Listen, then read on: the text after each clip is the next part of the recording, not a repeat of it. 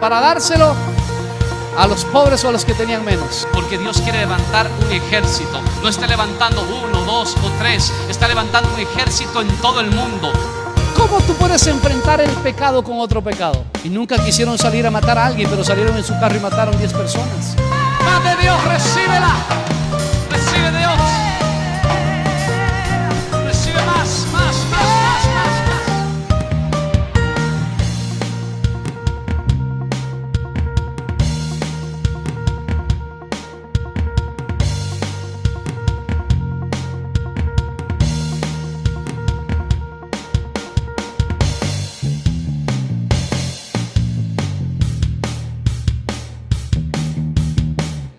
Así que el tema de esta mañana se llama Lo primero no se negocia. ¿Cómo se llama el tema? ¿Qué se hace con lo primero? No se negocia absolutamente para nada. En la palabra de Dios, cuando hablamos acerca de lo primero, de lo primogénito, es realmente hablar de lo mejor y hablar de lo que Dios quiere para nosotros y lo que Dios pide de nosotros. La palabra del Señor nos muestra que cada persona que era el primogénito o que era el primero en una casa es consagrado a Dios. Es más, dice la Biblia que aún tanto de hombres o de animales, lo primero se consagraba a Dios. Lo primero tenía una primacía sobre todo lo demás. De hecho, los primeros hijos tenían una bendición doble, ¿verdad? O más grande que los demás. En su herencia, si eran 2 hijos, tomaban las 2/3 partes de la herencia de un padre. Si eran más de 2 hijos, tomaban el 50% de la herencia. Aparte de eso, se convertían en los guías de toda la familia, en la gente a quien tenía que respetar, a quien dar cuentas. Todas las demás personas tenían que someterse al primogénito cuando el padre dejaba de existir. Por lo tanto, ser el primero era muy importante. Y lo primero nunca se negociaba en Dios. De hecho, Dios siempre ha pedido que nosotros le entreguemos lo primero y lo mejor. Amén. Así que usted debe entender en esta mañana, y le voy a mostrar 2 casos en la Biblia. Hay muchos, pero por tiempo, ya saben que a mí me gusta predicar largo, y con 2 casos me falta el tiempo todavía. Y quiero mostrarle 2 casos y un tercero que muestra realmente lo que Dios pide acerca de lo primero. El primero está en Génesis capítulo 4, que ya sabe usted de quién voy a hablar. Génesis capítulo 4, versículo 1, habla acerca de Caín y Abel. Ya lo tiene, búsquelo por favor. Génesis 4, abriendo apenas su Biblia. Dice así: conoció Adán a su mujer Eva, la cual concibió y dio a luz a Caín, y dijo: por voluntad de Jehová he adquirido varón. Algunos dicen que eso es lo que significa Caín, adquirir o tomar posesión de algo. Versículo 2: después dio a luz a su hermano Abel, y Abel fue pastor de ovejas y Caín fue labrador de la tierra. La palabra Abel significa un resuello, un suspiro, algo que dura poco. Tal vez proféticamente aún se lo pusieron, pero fíjese que le pone primero al menor el oficio que tenía. Dice que Caín nació primero, luego Abel. Algunos dicen que eran gemelos, no lo sé realmente, pueden ser o no puede ser, pero eso no nos interesa en este momento. Lo que interesa es que fíjese el versículo 2, dice que Abel fue pastor de ovejas y Caín fue ¿qué? Labrador de la tierra. Primero le da el oficio a quién, o su ocupación, Abel, al menor, y después le da para que labre la tierra a Caín. Versículo 3, y diga conmigo: aconteció que andando el tiempo, ¿aconteció qué? Andando el tiempo. Esto es muy importante y clave para lo que voy a predicar. Y aconteció andando el tiempo que Caín trajo del fruto de la tierra una ofrenda a Jehová, y Abel trajo también de los primogénitos de sus ovejas, de lo más gordo de ellas. Dice la palabra del Señor: y miró Jehová con agrado a Abel y su ofrenda, pero no miró con agrado a Caín y la ofrenda suya. Y se ensañó Caín en gran manera, y decayó su semblante. Entonces Jehová dijo a Caín: ¿por qué te has ensañado y por qué ha decaído tu semblante? Si bien hicieres, no serás enaltecido, y si no hicieres bien, el pecado está a la puerta. Con todo esto, a ti será su deseo, y tú, escuche lo que le dijo, te enseñorearás de él. De aquí sale, hermano, de esta historia sale lo que son las primicias. La palabra de Dios dice que estos dos hombres tuvieron un llamamiento, y el llamamiento del uno fueron las ovejas y el otro fue la tierra. No hay nada malo en que Caín haya sido labrador de la tierra, era agricultor, y no hay nada malo ni nada bueno tampoco en que Abel haya sido un pastor de ovejas. La gente tiene muchas perspectivas referente a Caín y Abel, por qué Dios tomó lo de Caín y por qué tomó Dios lo de Abel, ¿verdad? De esa manera. Pero quiero ponerlo realmente en la parte bíblica 100%. Y aquí no voy a hacer conjeturas, sino lo que dice la palabra de Dios. Primero dice la palabra del Señor que a los dos les dio un oficio. El uno, el labrador de tierra. Recuerde algo: cuando Adán y Eva vivían en el paraíso, ¿cómo era la tierra? ¿Era qué? Bendecida en todas formas. No había espinos, no había cardos. Ellos tenían que sembrar, cuidar un poquito y salía el fruto. Pero cuando ellos pecan, dice la Biblia que Dios maldijo ¿qué? La tierra. Dijo: maldito es la tierra por tu causa. Entonces, ¿qué es lo que sucedió? Ahora él está trabajando en la tierra donde había sido una tierra que Dios puso en la maldición y le decretó una maldición. Y lógicamente con la tierra toda la humanidad realmente. Pero el problema no era ese, porque ellos tenían que seguir ahora trabajando la tierra y esforzándose más. Si antes en el Edén tenían que cuidarla, ahora fuera del Edén tenían que cuidarla, tenían que protegerla, tenían realmente que esforzarse para que dé fruto esa tierra. Ahora, tampoco es cierto que muchas veces yo he escuchado decir: bueno, es que Caín trajo una ofrenda que tenía que ver con algo que no tenía sangre. No es cierto, mi querido hermano. Está establecido en el libro de Deuteronomio y Levítico que las ofrendas hay de dos clases: la ofrenda cruenta, que es la ofrenda que hay derramamiento de sangre, donde la gente traía que un animal para degollarlo y derramar sangre sobre el altar. Pero hay una ofrenda incruenta, donde la gente traía cosas que salían. El problema fue problema de tiempo. Aconteció que pasando el tiempo, no le dio lo primero al Rey de Reyes y el Señor de Señores. Pero ¿qué pasó con su hermano? Su hermano dice que le dio lo mejor. Ahora, fíjese esto es lo que le voy a decir. Este hombre, al ver lo que ocurría, dice la Biblia que se ensañó con Abel. Pero se ensañó con Abel porque él pensó: ¿cómo este tipo le fue a dar eso a Dios? Si él hubiera hecho lo mismo que yo, entonces tal vez Dios no me hubiera visto así. ¿El problema de quién era? El problema era del corazón de Caín.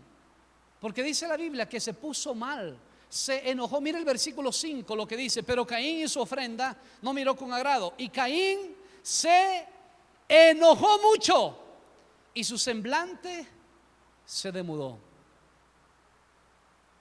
Mi querido hermano, ¿quién generó esto? ¿Abel? Caín. En verdad fue Caín. Déjame decirte algo, como creyente que tú eres: hay cosas que tú vas a hacer que van a revelar el corazón de otras personas. Abel, al dar lo mejor, quedó en descubierto lo que hizo Caín. No esperes que al tú dar lo mejor a Dios, la gente esté contenta contigo. La gente va a comenzar a hablar de ti. Hay gente que dice: pero ¿cómo es posible? Tú le estás dando lo mejor a Dios. ¿Cómo es posible que te levantes a la mañana y vayas a orar 5 de la mañana? Todo el día estás en la iglesia. La gente no te va a aplaudir y a decir: qué bien que estás yendo a la oración en la mañana, le estás dando el primer lugar a Dios. Te va a decir: eres un fanático, ¿no puedes orar aquí en la casa? ¿O no es así? O cuando tú haces un esfuerzo por Dios y dices: yo quiero darle algo a Dios, algo que valga la pena, la gente ¿qué dice? Uy, qué desperdicio. A veces el hacer lo mejor para Dios Pones, ¿sabes qué? La condición de la otra persona al descubierto. Eso es sencillo. Y la Biblia dice que él se enojó. Y se enojó con Abel. Y dijo, a este tipo yo tengo que matarlo. Ahora, fíjate bien lo que dice la palabra de Dios. Que Dios le habló a Caín. Esta parte es la que me encanta de Dios. Dice la Biblia, el apóstol Pablo en el libro de Timoteo, que Dios es fiel aunque nosotros seamos infieles. ¿Sabes qué hizo Dios? Dios guardó lo que él creía y le dijo a Caín, Caín, ¿por qué está demudado tu semblante? Si bien hicieres no te irá bien. Es más, escuche el versículo 6 que estamos, versículo 7.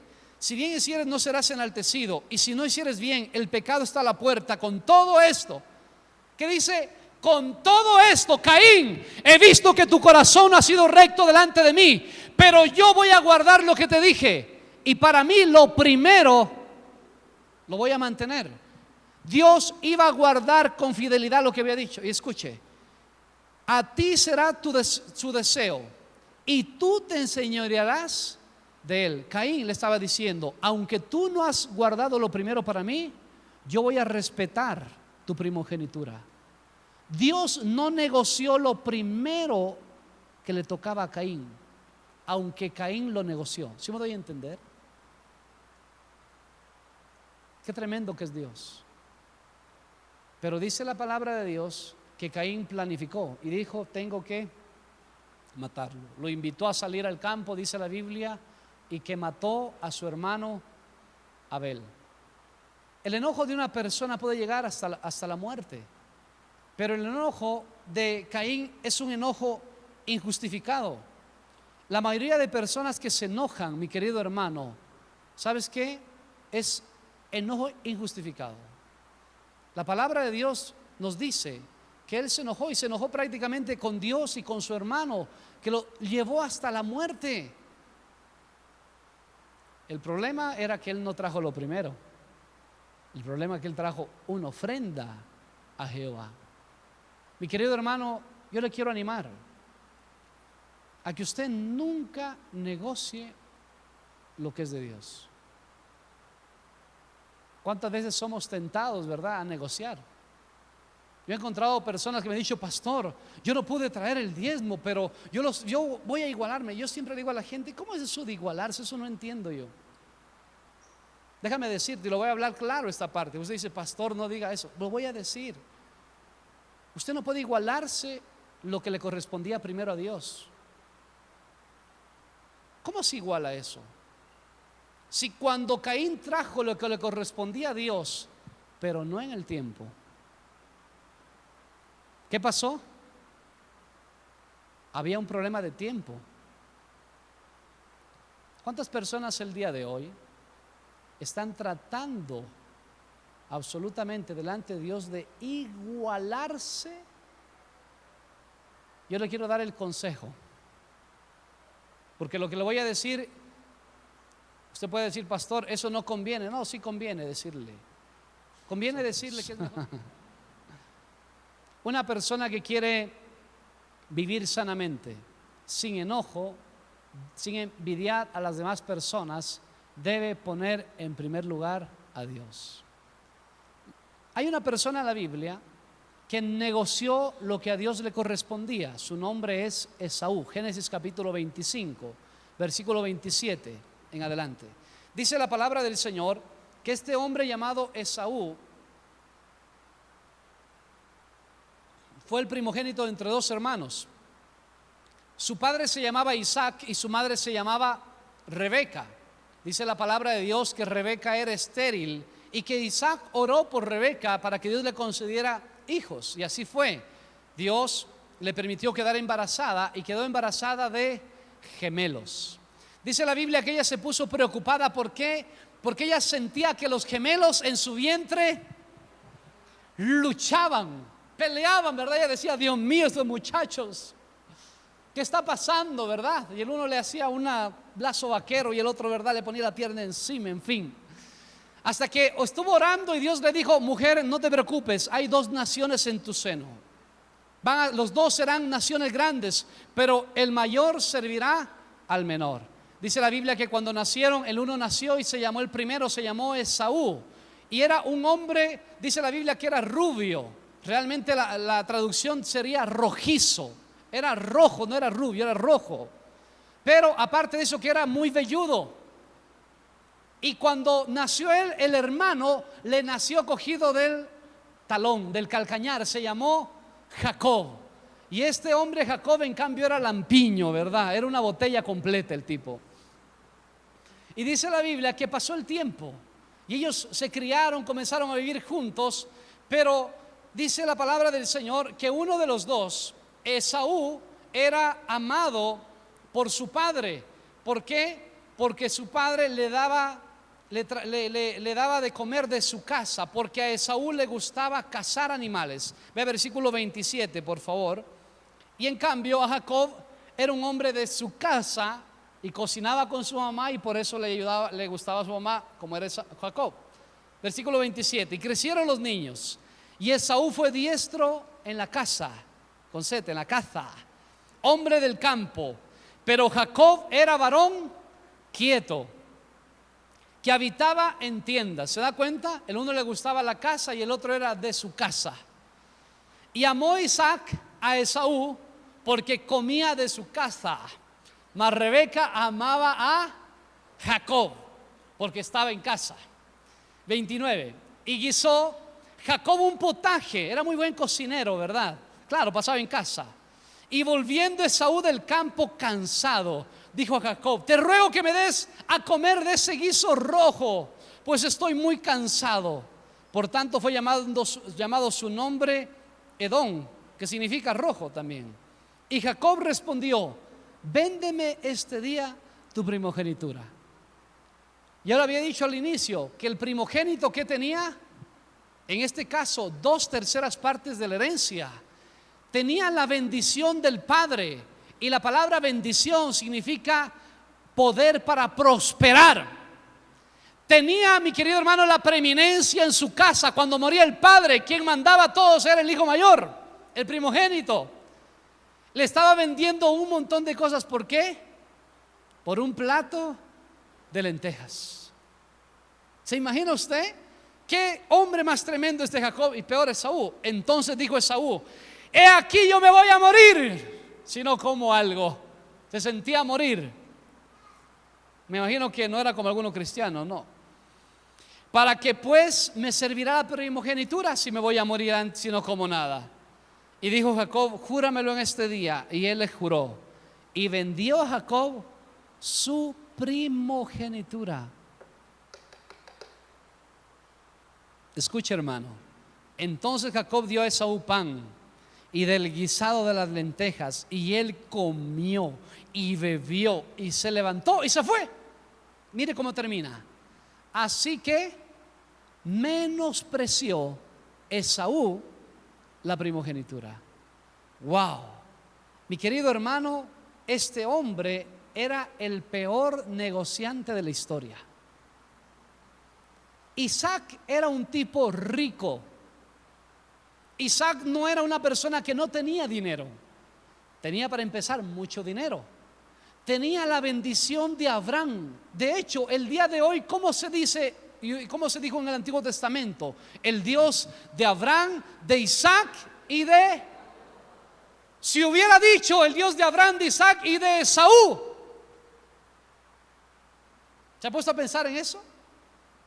Pero el tipo vendió absolutamente todo, la primogenitura, por un plato de lentejas.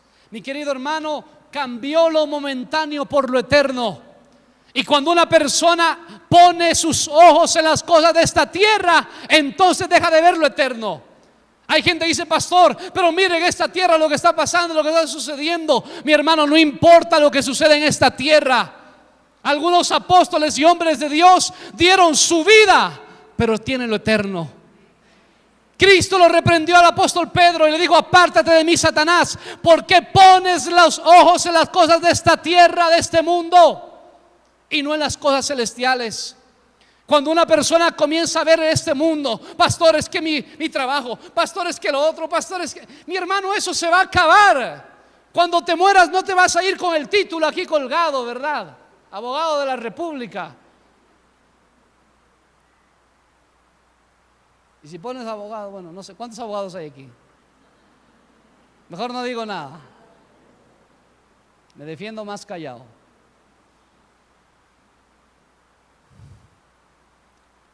Querido hermano, tengo una pregunta. ¿Qué tan importante es este mundo para ti? Porque si tú te acostumbraste a este mundo, entonces no estás listo para el cielo. Hay gente que no quiere dejar este mundo porque están tan acostumbrados a esta tierra y a este mundo. Y buscan más lo temporal, lo que se pierde. Mi querido hermano, no sé si ser gráfico con ustedes en esto. Es desagradable. Tal vez lo que le pasó a Esaú, porque Esaú comió la comidita. El mundo, no. El dilema entonces radica en la manera en la cual tú buscas satisfacer las necesidades. Este hombre tuvo un desprecio por lo divino de manera increíble. El último versículo que acabamos de leer dice: así menospreció Esaú la primogenitura. Es triste a menudo ver, hermano, que las cosas de gran valor espiritual se manejan de forma descuidada por la gente. Yo le doy gracias a Dios el simple hecho de que usted pueda estar reunido aquí, yo pueda estar predicando, hermano. Hay lugares en esta tierra donde no se puede hacer, donde la gente no puede reunirse a escuchar la palabra, donde la gente no puede tener una Biblia. Ahora estamos escuchando a un pastor que nos contó un testimonio hace muchos años atrás en Rumanía, donde llegó su padre a predicar. Y cuando llegaron al lugar, realmente ellos llevaron, había pocas Biblias en el lugar, y cuando ellos llegaron habían llevado unas Biblias a visitar a alguien que vivía allá, porque ellos tenían descendencia rumana. Y cuando llegaron, alguien se enteró que habían traído Biblias y le llegó al lugar y le dijo: disculpe, señor Goodward, ¿usted tiene la bondad de venderme una Biblia? Lamentablemente él había regalado ya todas las Biblias. Le dijo: no, lo que pasa es que no tengo. Por favor, véndamela, le doy todo el salario de este mes por una Biblia. Qué tremendo, ¿no? Y le dijo: no, disculpe, no, entonces dígame cuánto cuesta, yo quiero pagarle todo lo que sea necesario. El día de hoy, mi querido hermano, hay Biblias en su casa que están por ahí botadas y que no fuiste capaz de leerla en esta semana. Y cada domingo estás buscando la Biblia. ¿Dónde está? Hay cosas que hemos dejado de hacer y que menospreciamos y que les tenemos menosprecio, hermano. Usted nunca menosprecie la palabra de Dios, nunca menosprecie la oración de una persona, no menosprecie la parte espiritual de alguien, porque eso fue lo que hizo este tipo. Dice la palabra del Señor, ya usted sabe toda la historia, no sé si contárselo o no, pero dice la palabra de Dios, para los que no saben, que un día su padre Isaac estaba a punto ya de morir y lo llamó a Esaú: Esaú, ven, por favor, voy a morir y quiero dejarte mi bendición antes de morir. Hazme algo de comer, ve y caza como tú sabes cazar y hazme algo de comer. Y dice la Biblia que Esaú salió, ¿verdad?, corriendo, y se olvidó Esaú el trato que había hecho ¿con quién? Con su hermano. Porque a veces así es la gente, ¿verdad? En un momento de necesidad dice cualquier cosa. Y el hombre se olvidó, y la Biblia dice que Rebeca estaba escuchando lo que hablaba Esaú con su padre y le llamó a Jacob porque ella amaba a Jacob. Padres, entre paréntesis, por favor, nunca hagan eso de tener un preferido. Eso no se debe hacer. Lo tomó a Jacob y le dijo: hijo, tu padre va a bendecir a Esaú, rápidamente hazle el guiso que tú sabes hacer y entra para que él te bendiga. Y Jacob tuvo miedo y dijo: ¿y si mi padre me maldice en vez de bendecirme? Dijo: no te preocupes, que esa maldición venga sobre mi vida. Tampoco haga eso, por favor. Rebeca es el ejemplo de lo que no se debe hacer. Y dice la palabra de Dios que entonces le hizo rápido el guiso, le ayudó a hacer el guiso. Y como Esaú era velludo, ¿te acuerdas de usted? Y dijo: ¿y si me topa? Dice la Biblia que le puso la piel del animal sobre él, le puso la ropa de Esaú Y cuando estaba listo el guiso, ya fue y le dijo: Padre, aquí está la comida que me pediste. Y le dice la Biblia que Isaac le dijo: acércate, hijo, porque comenzó a dudar por el timbre de voz. Y cuando se acercó, dice la Biblia que Isaac lo topó. Claro, estaba velludo, no era Jacob. Y le dijo: a la verdad, la voz es de Jacob, mas el olor es de Esaú. No sé a qué olía Esaú, por cierto, no sé. Creo que olía a hierbas del campo, alguna cosa así, porque le dijo: como el olor del campo de Jehová. Tenía un perfume medio extraño. El asunto está en que dice la Biblia que lo bendijo a Jacob. Y Jacob salió contento con la bendición de su padre. Y cuando llegó Esaú, ¿verdad?, preparó rápidamente y llegó donde su padre y dijo: Padre, aquí está la comida que me pediste, bendíceme.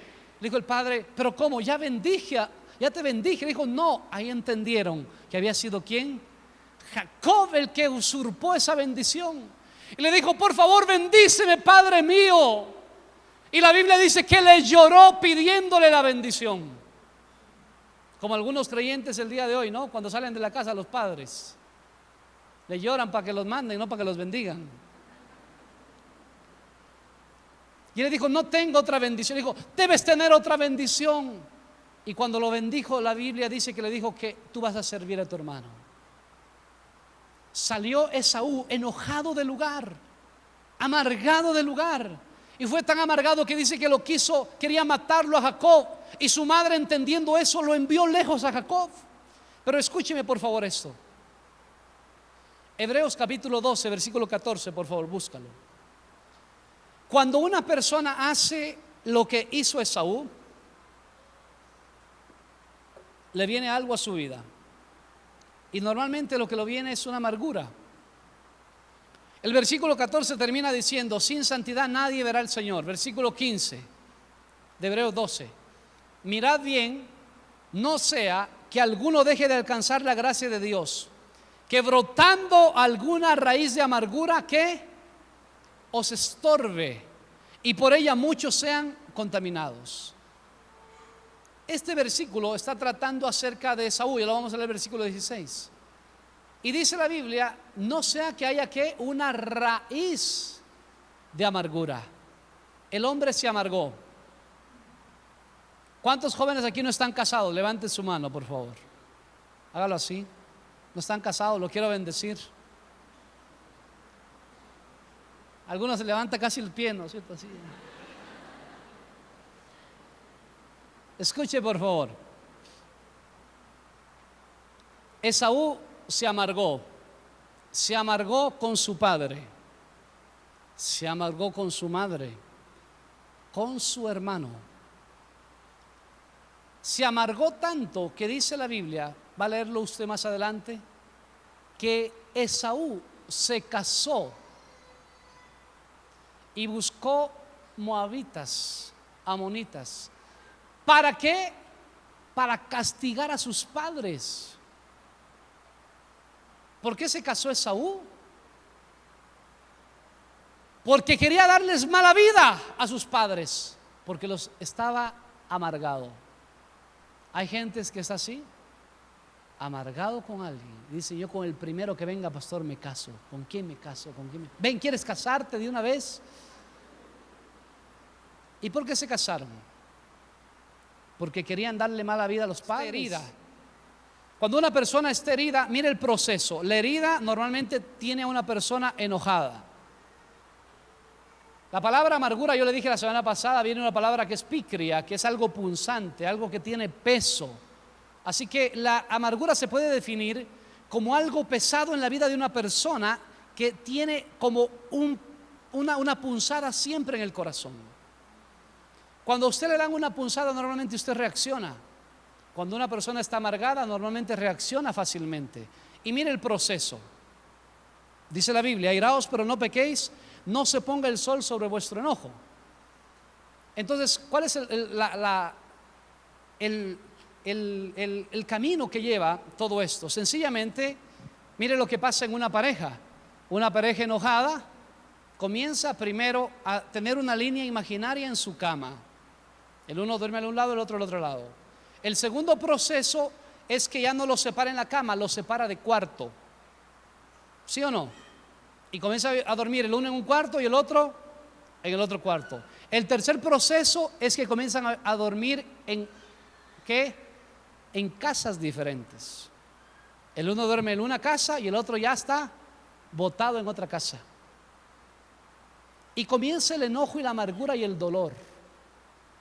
Mi querido hermano, siempre el enojo que le ocurrió a Caín, ¿recuerda usted?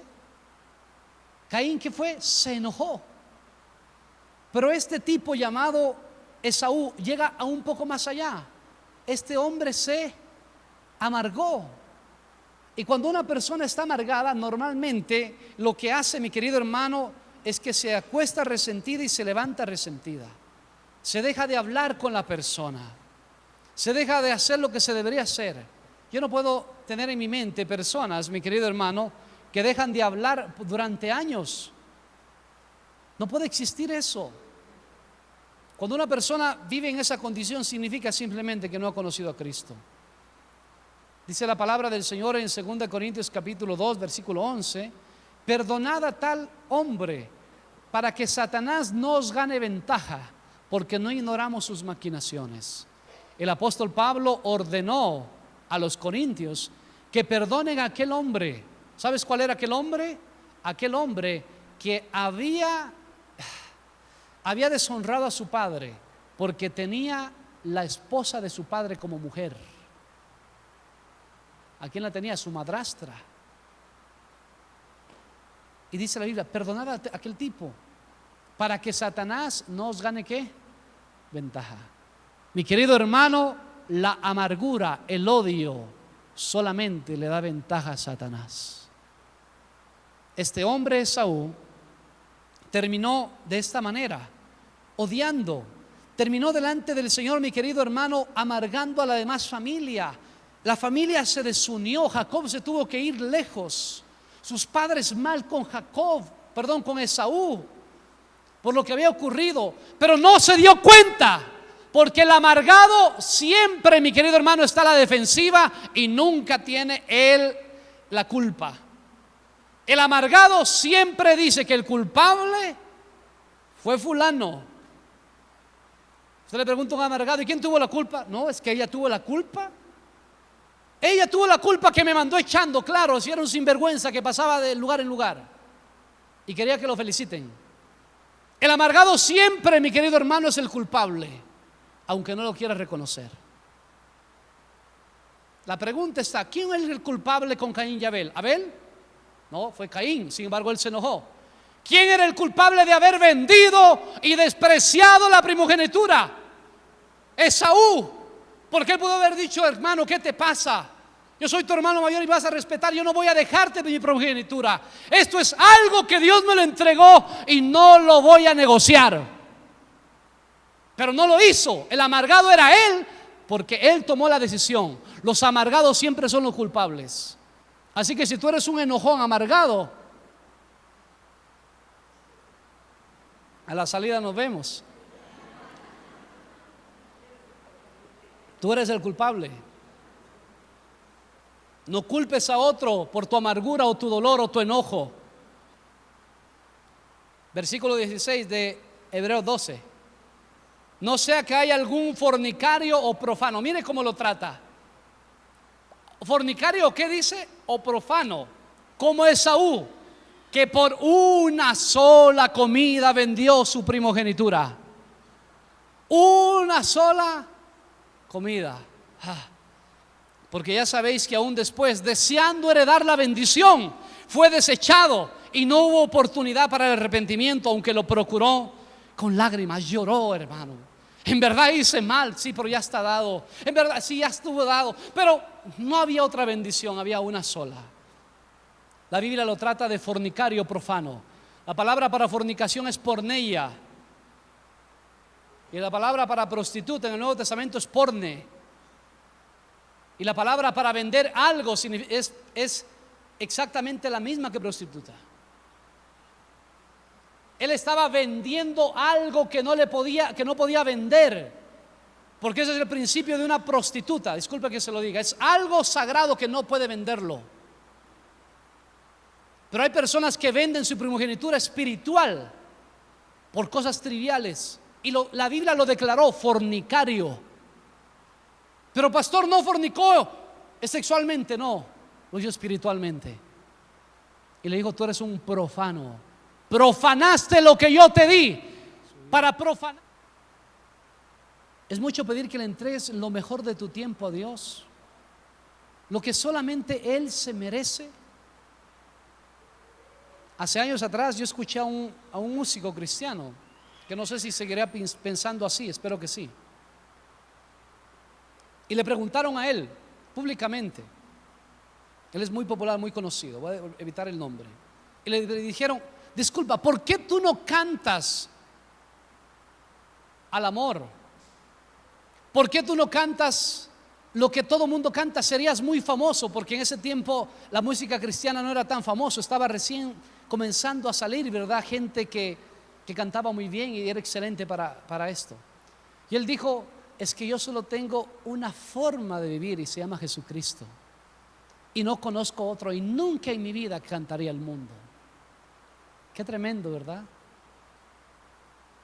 Yo creo que así debemos ser los creyentes. Tenemos un Dios que dio lo mejor por nosotros. ¿Cómo no dar lo mejor de nuestra vida a Él? Termino porque dije que esto va a ayudarte los próximos 2 años. Se me acabó el bosquejo por si acaso. El libro de Reyes, en Primera de Reyes capítulo 17, dice la palabra de Dios que vino una sequía a la nación de Israel. Y allí estaba un profeta llamado como Elías. Y dice la Biblia que Dios le dijo a Elías: Elías, anda a Sarepta y vas a encontrar una viuda. He aquí, ella recoge leña. Ella te va a sostener durante 3 años y medio. Y fue Elías donde la viuda y la encontró. Y dice la Biblia que le dijo Elías a la viuda: hey, tienes que darme de comer, dame de comer.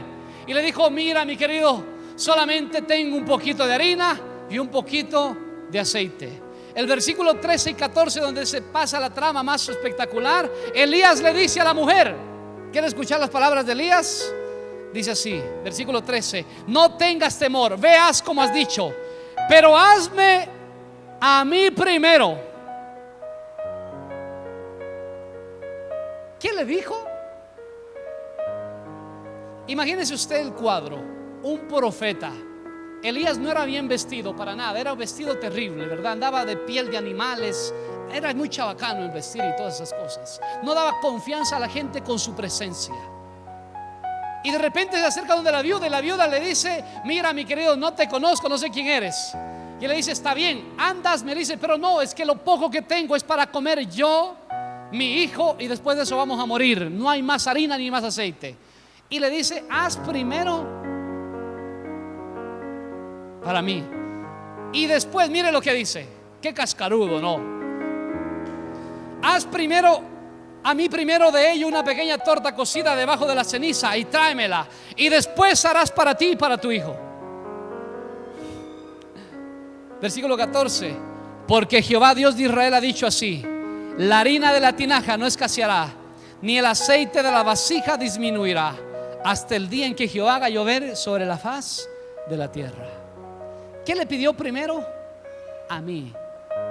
¿Para quién era primero? Para mí. En esto, mi querido hermano, si hacemos una tipología, eso sería como Dios pidiéndonos a nosotros: primero yo. Pero viene la promesa. Y aquí viene, hermano, lo que los próximos 2 años van a regir. Porque te tengo que decir que en verdad el mundo entra en conflicto. Y el 2015 y 2016, por cierto, el 6, el número de hombre, va a entrar en una crisis el mundo como no lo hemos visto desde el año 99. Te lo estoy diciendo. Pero te estoy dando la clave. Porque aquella persona que no negocie lo de Dios, que ponga primero a Dios en sus cosas, no estoy hablando solo en lo económico. Porque usted va a decir, pastor, entonces voy a ser fiel en lo económico y me voy a dar la vida loca. No, nada de eso. Aquella persona que ponga primero a Dios, mi querido hermano, el mundo va a ver su bendición.